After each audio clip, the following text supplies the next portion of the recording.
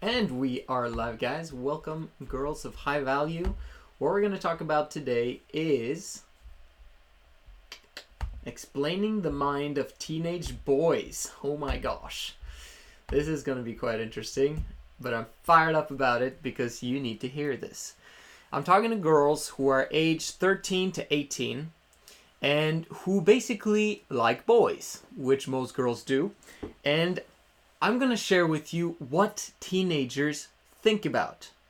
And I'm going to share with you what their motivations are. I'm going to share with you what their aspirations are, their goals and dreams. I'm going to share with you everything that I can about how boys think during that same time span as you. So 13 to 18 years old. Well, first of all, you got to understand boys from the point of when they were younger. Okay, during the time when, from baby to 8 years old, boys are feminine just like you. They're completely feminine, which basically means that they're submissive, they hear what people say, and it's their formative years. They become who they are very often because of what happens in those first early years. And during that time span, boys are either, leaned and guided towards understanding boy and girl things. So, for example, a boy who's not guided towards, color codes of blue and black and to be a boy, and to like trucks and to like work. And in some ways, very often, though, parents don't even need to guide them. Like, I noticed for myself with my 3 kids, I have 2 boys and a girl, and I noticed that they automatically went for their gender-based things. Very often in today's society, feminists or women who are against this gender switch that's happening in society today, they basically are working towards getting their boys to be feminine and their girls to be masculine. Like, because they believe that it's wrong, that we should allow our kids to choose themselves. But in fact, if you actually allow them to choose themselves, they will naturally be guided towards boys or girl things. So, just so you understand that point. So, boys are feminine during that time span. And even in the womb, we all start out as females. But as time passes and it grows in the first few months in the womb, then we know the sex of the baby, and now, the boy becomes a boy and the girl becomes a girl. So, we move on past the childhood phase, and now we're coming to 9, 10, 11, 12, 13 years old. At 11, 12, this is the time when boys discover masturbation. Now, for girls, this usually comes maybe a bit later. They're not really that into it because boys are just wired differently. Boys are wired to seek out a mate and to reproduce. That's what boys are programmed to do in order for the species to continue. Girls are programmed to do the same, but to do it towards guys that actually have power and that have the ability to protect or provide for them in the future. Okay, so women at this point in time, during their very early years, like 10, 11, 12, 13, usually during that time, girls shouldn't have to be thinking about that. But girls that are heavily burdened, okay, that have a lot of problems, a lot of issues, a lot of problems at home, their parents are fighting, and there's just a lot of difficulties, maybe financial problems and all that stuff, very often girls start thinking about that, a provider, a protector, way too early, and they end up having their menstruations too early. It's not normal to have, to start being very sexually interested during the time of 9, 10, 11 years old for a girl. It's not normal. If you have that, that's okay, but because that's your environment, that's the circumstance. But it's happened because of the warped world that people are living in today. And normally you would get your menstruation a bit later than that, like we're talking maybe 12, 13, 14, and some people don't even get it before 16 or 17. So anyway, the point is, I'm talking about boys, am I not? Okay, so at 11 usually they discover ejaculation and masturbation. Let me explain something about that to you. Even though that's disgusting and you don't want to hear about it, it's important that you do, because it explains everything about boys. What happens is that once they start the process of production, you gotta understand, for men, there's an automatic production that's going on that doesn't happen inside you women. There's no production in there. You've got eggs, and those eggs, if they're not fertilized, they die, and then they go out, as menstruation.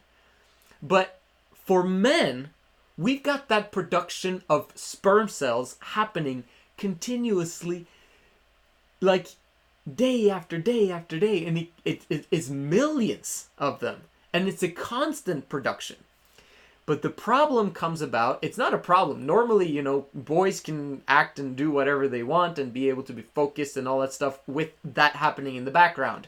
But once they start very often watching porn, okay, exciting images, whatever, once they start that process and they start masturbating and ejaculating, that production process is increased and put in hyperdrive, if you can call it that. Which means that they now, the body is receiving signals that it's supposed to produce more, and the more it increases production, the more boys think about sex and think about ejaculation and think about girls. Gotta understand this point. They're not thinking about your welfare, your well-being, even though it seems like it, and very often they might even want, it's cute when a boy is interested in a girl, and, it's like innocent, right? But in the back of the mind of this boy is the fact that he wants to push the boundaries in order to get things from you. Okay, so I remember that this process started at 11 for me, and then moved off to 14. And during this time span, there was a lot of changes happening in my body at the same time as I was very interested in girls at the time. Which is a problem, because girls are not really thinking like that as much as boys. So what does that tell you? It basically tells you that, okay, so during this time frame, maybe I should back off a little bit from boys, because they're a bit too needy. They're wanting to do things that I don't want to do, and okay, I agree, and that's what you should be doing. Okay, the more needy and desperate boys are, the less they turn you off anyway. You don't want really to have anything to do with that, because it's too much. And fortunately, that's the case in general as you grow up as well, because you start noticing guys who are a little bit more disciplined, a little bit more, have a little bit more power and self-control. But very often those guys don't have self-control when it comes to women. So let me move on.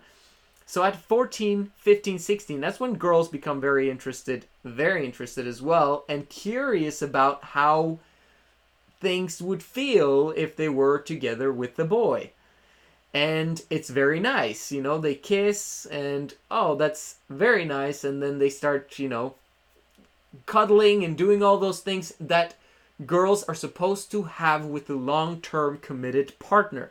Boys in high school are not long-term committed partners. You gotta understand that 99.9999999% of the time, they're not going to be your long-term committed partners.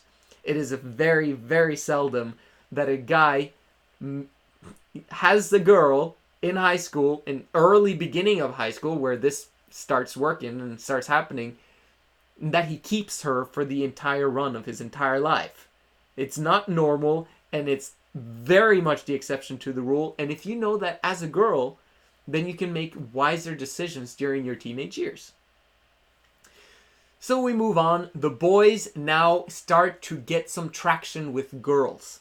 They begin to see what works and what doesn't work. And in today's age, they've got their YouTube channel, they've got their education on what works when it comes to getting women emotionally involved. That's a problem. Because you care so much about rejection, and when someone rejects you and you get emotionally involved, that means that you are dragged into the relationship even against your will sometimes, simply because he can use that against you. Because he's got that power of being able to reject you, and that's what makes you interested in him. That's why bad boys succeed with girls, is because they're able to reject and not care, and because of that, be less desperate and needy, because they do that with multiple girls and sucks them into their world. And because of that, the girls are now intrigued over this bad boy because other girls are interested in him and he doesn't care if I'm his or not, and so I want to be with him. This explains the whole bad boy thing, all right? It's not a very good thing in high school. So very often during this time frame, bad boys end up having sex with younger girls. And now the bad boys sometimes, like, they don't need porn anymore and porn and masturbation because they're getting it from them, but at the same time they keep doing that. During their entire teenage years, boys are not being told these days that they should not masturbate and watch porn. And it becomes an increasingly problem. Hyperdrive. I need a girl. I need to have sex. So they push the boundaries. Eventually, the girls let up because they want to have those nice cuddly feelings with the boys, but it puts them in danger. I mean, even if you've used birth control and condoms and all that stuff, there's just so much emotional wreckage that can happen from being with a boy that is not able to protect you, provide you, or who has no idea how everything works, and who has his hyperdrive, hyperproduction of sperm production in effect at the time he tries to date you. So you basically, you've got to know that this is what's happening at the time, and that 99% of boys watch porn and masturbate and have that hyperdrive mentality. Normal boys, I wish that was common, but what is normal is for a boy to learn how to control himself at an early age.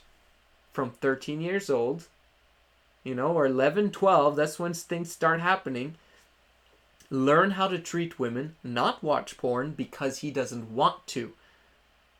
Okay? It becomes an addiction for boys during that time frame. And that is what creates more addictions for the rest of their lives in terms of drinking alcohol, smoking cigarettes, taking drugs, all those bad things that is bad for you, but boys seem to do them anyway and also lure girls to do the same. It's going to be destructive. 22% of the people who touch alcohol become dependent on it. You don't want to be part of those 22%. You want to have your freedom. This is why I recommend that if you have to go to school, that you don't go to drinking parties. You don't drink alcohol. You don't do the things that other people are doing because they're going to be miserable. If you actually manage to keep yourself pure, okay, it's not even about religion. It's not even about being pure. It's like rational science in terms of using this understanding of relationship dynamics and what is actually happening in each of their lives so that you can use it to your benefit. Do you really want to be with a boy who watches other girls late at night for hours on end and masturbates? No, you don't. It's literally cheating, if you ask me. So every single boy cheats during his teenage years, whether you know it or not, or whether it's with fake women or not. It's cheating. So you don't want to be involved with a guy like that during that time frame. So find a guy. If you have to absolutely find a guy, which I don't recommend during those years, find a guy who can control himself, who doesn't watch porn, who doesn't masturbate, who actually cares about you, who actually will do the right things to you, and who won't push boundaries towards getting you into bed, but who just wants to get to know you as a person, and he abstains from the things that he knows is bad for you. Okay? For him, he doesn't really have any repercussions much of the time. He can just keep doing what he's doing, but it destroys women and destroys lives and destroys futures. So that's what I wanted to share with you today about the minds of boys during their teenage years. Now, fortunately, some men grow out of it. Most men do not. But I want to show you which men will actually bring you to that exponential growth curve of joy and happiness. And that's what we're doing with this channel. This is the Girls of High Value channel. My name is Joseph Darling. I'll see you again tomorrow.